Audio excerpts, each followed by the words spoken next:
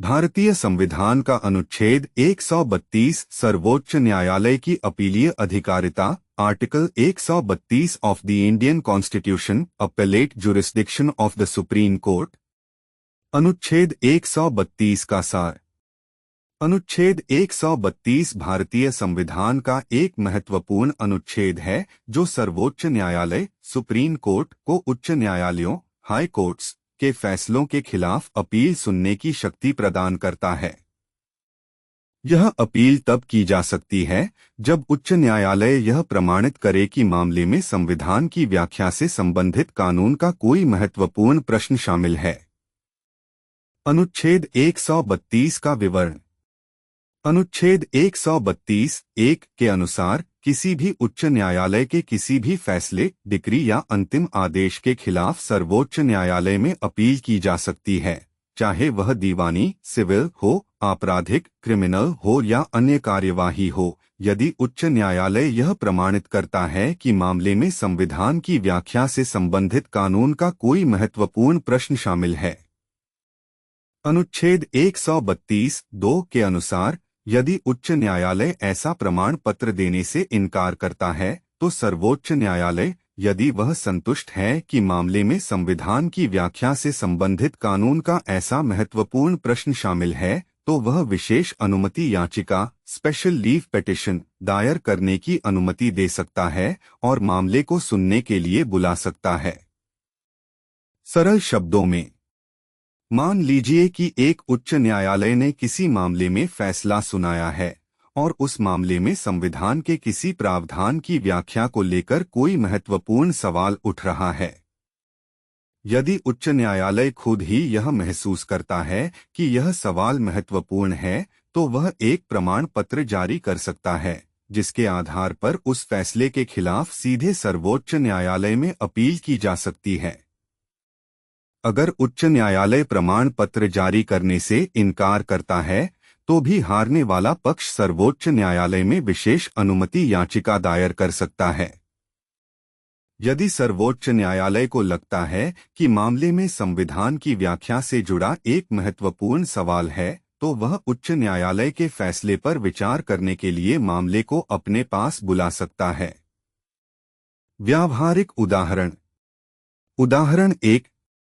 मान लीजिए एक राज्य सरकार ने एक कानून बनाया जो कुछ विशेष व्यवसायों को करने के लिए लाइसेंस अनिवार्य बनाता है।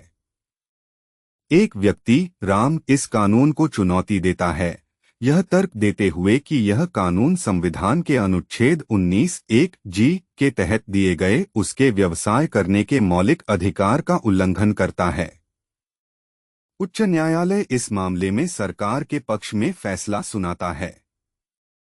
अब उच्च न्यायालय अगर यह महसूस करता है कि इस मामले में अनुच्छेद 19(1) की व्याख्या से संबंधित एक महत्वपूर्ण कानूनी सवाल शामिल है, तो वह सर्वोच्च न्यायालय में अपील करने के लिए एक प्रमाण पत्र जारी कर सकता है।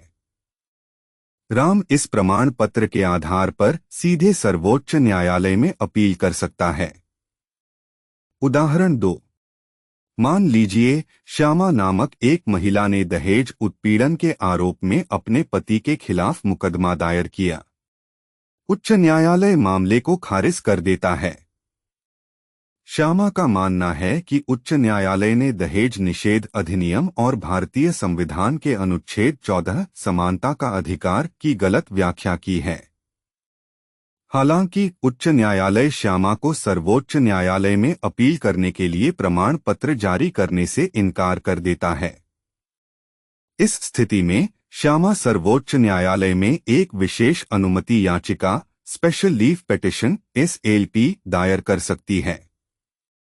यदि सर्वोच्च न्यायालय संतुष्ट होता है कि मामले में संविधान के अनुच्छेद 14 की व्याख्या से संबंधित एक महत्वपूर्ण कानूनी सवाल शामिल है, तो वह मामले को सुनने के लिए सहमत हो सकता है। अनुच्छेद 132 का महत्व।